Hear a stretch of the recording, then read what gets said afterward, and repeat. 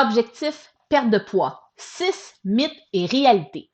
Tout d'abord, perte de poids n'est pas synonyme de santé. Il ne faut pas juste regarder le chiffre qui s'affiche sur notre balance. Une perte de poids, c'est un changement de nos habitudes de vie au quotidien. Ça inclut l'alimentation, l'activité physique et le sommeil. Parlant de sommeil, le sommeil a un grand impact pour la perte de poids. Donc, le manque de sommeil, ce que ça fait, c'est que ça stimule l'hormone de la faim, tandis que l'hormone de la satiété est diminuée. La pénurie de sommeil augmente aussi notre taux de cortisol, ce qui incite l'organisme à manger en excès pour compenser le stress. Numéro 3, la masse musculaire a son pesant d'or. Oh oui! Quand on entreprend une perte de poids, mais sans entraînement, il y a un minimum de 25 de cette perte totale-là qui provient de notre masse musculaire. Cette perte de masse musculaire diminue alors notre métabolisme, ce qui résulte généralement à une reprise supérieure de notre poids par la suite, l'effet yo-yo. C'est la quantité de masse musculaire qui détermine en grande partie notre métabolisme. Fait que ce qu'il faut retenir, c'est que l'entraînement musculaire va grandement contribuer à l'augmentation de notre métabolisme au repos, donc à une plus grande dépense énergétique au quotidien. Notez aussi que le gras prend 50% plus d'espace que le muscle. Numéro 4, le temps joue contre nous. La masse musculaire commence naturellement à diminuer à partir de l'âge de 30 ans, puis ça s'accélère à la quarantaine.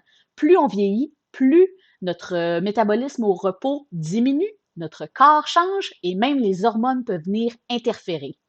Donnez-vous du temps. Des petits pas vont vous mener à de grands changements. Quand on parle d'une perte de poids, il faut vraiment y aller un pas à la fois. Numéro 5, les émotions influencent nos comportements. Quand on compose avec nos émotions, plutôt que de manger pour les empêcher de refaire surface, on épargne énormément de calories. Trouvez ce qui vous dérange et faites-y face. Ce travail intérieur-là va vous rendre un grand service. Numéro 6, l'équilibre remporte face aux restrictions. Donc, se priver toute la journée pour prendre un gros repas au souper va vraiment à l'encontre du but recherché. Visez plutôt l'équilibre et les choix santé. Une collation santé en après-midi peut justement vous sauver des excès de fin de journée et de soirée.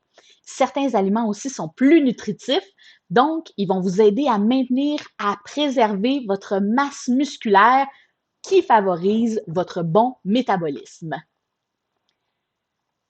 Donc, la perte de poids est une démarche et non une destination. La perte de poids ne suit pas une ligne droite. Regardez plutôt la tendance générale. Pour terminer, mettez vos énergies sur ce que votre mode de vie sain et actif vous fait gagner plutôt que sur ce qu'il vous fait perdre.